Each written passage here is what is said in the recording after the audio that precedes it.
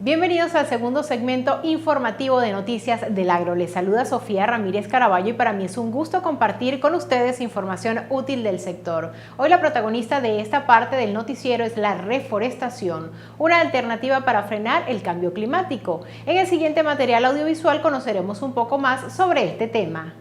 En principio debemos conocer que la deforestación es el proceso por el cual distintos tipos de bosques o terrenos forestales son removidos indiscriminadamente para beneficio de diversas actividades humanas. Un rasgo fundamental de la deforestación es la tala por industria maderera o construcción sin ningún tipo de planificación o estudio de impacto ambiental. Las consecuencias de estas modificaciones comienzan a hacerse notorias e influyen drásticamente en el cambio climático, generando inundaciones, incendios forestales, extinción de especies, sequías prolongadas y fenómenos meteorológicos extremos, que son algunos de los problemas que se generan. El proceso de fotosíntesis o cambio de dióxido de carbono por oxígeno que realizan plantas, algas y bacterias se ve drásticamente reducido, provocando la aniquilación de especies floríferas, así como también un grave desajuste en los niveles de dióxido de carbono en la atmósfera, luego que tendrán influencia en el cambio climático. Las personas creen que el calentamiento del planeta obedece a la combustión de petróleo y gas,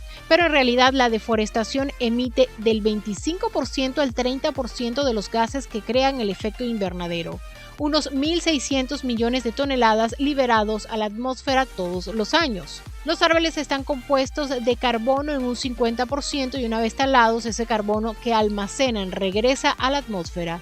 Según cifras de la FAO, todos los años se pierden unos 13 millones de hectáreas de árboles en todo el mundo, la mayor parte en las zonas tropicales. En África, América Latina y el sudeste asiático siguen existiendo un elevado índice de deforestación. Ante esta realidad surge la reforestación, que es una operación en el ámbito de la silvicultura destinada a repoblar zonas que, en el pasado histórico reciente, que se suelen contabilizar en 50 años, estaban cubiertas de bosques que han sido eliminados por diversos motivos como la explotación maderera para fines industriales o para consumo de plantas, la ampliación de la frontera agrícola o ganadera, la ampliación de zonas urbanas, incendios forestales, bien sea intencionales, accidentales o naturales.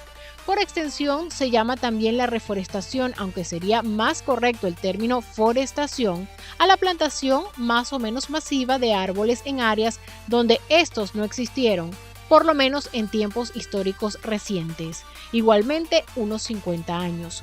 Conjunto de técnicas que se necesitan para aplicar y para crear una masa forestal formada por especies leñosas. Sin duda alguna, reforestar es una de las soluciones más eficientes para combatir el cambio climático. En este sentido, la Convención Marco de las Naciones Unidas sobre el Cambio Climático lo define como el cambio de clima atribuido directa o indirectamente a la actividad humana que altera la composición de la atmósfera global y que se suma a la variabilidad natural del clima observada durante periodos de tiempo comparables. Por lo tanto, hemos de diferenciar entre el cambio climático atribuible a las actividades humanas que alteran la composición atmosférica y la variabilidad climática atribuible a causas naturales. Una vez que tenemos claros los conceptos de reforestación y deforestación, le hablaremos de Elena Pulido, una bióloga cordobesa que ideó un vivero pionero de árboles inoculados para la producción de trufa en sus raíces. Distribuye distintas especies arbóreas autóctonas a fincas de toda España que reforestan con estos ejemplares capaces de producir durante décadas la trufa, ese codiciado hongo para la gastronomía. Veamos.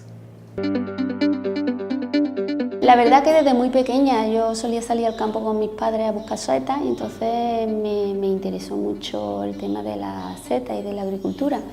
Luego ya de mayor, cuando hice la carrera de biología, salía con una persona buscando trufas para hacer su tesis doctoral y la verdad que es un mundo que me apasionó mucho. Aprendí a micorrizar y a partir de ahí pues iba estudiando, iba haciendo mis ensayos con las trufas y con la planta. El tema de truficultura es un cultivo agroforestal, o sea, tenemos tema agrícola y tema forestal. Obtenemos una trufa que hasta ahora era una especie silvestre, pero que se ha domesticado, se ha cultivado. ¿Y cuál es la herramienta del cultivo? Pues una planta forestal.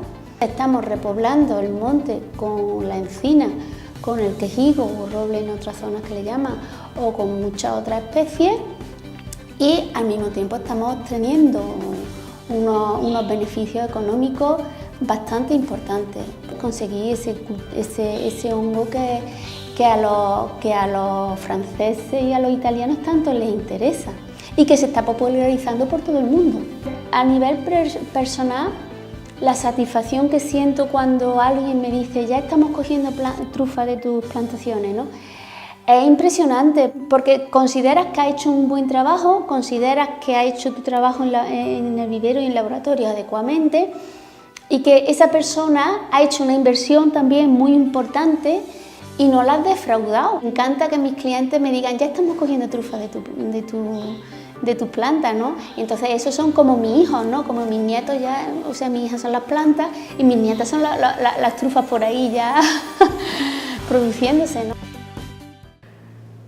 Muy interesante todo lo que plantea. Considero que este modelo podría extenderse a varias partes del mundo para contribuir a frenar el cambio climático. Y de esta manera llegamos al final del segundo segmento informativo de Noticias del Agro. Para mí fue un placer compartir esta información con ustedes. Mi nombre es Sofía Ramírez Caraballo y recuerde que si tiene algún aporte para esta parte del noticiero puede escribirnos al correo entrevistas@agrotendencia.tv y con muchísimo gusto procesamos su solicitud.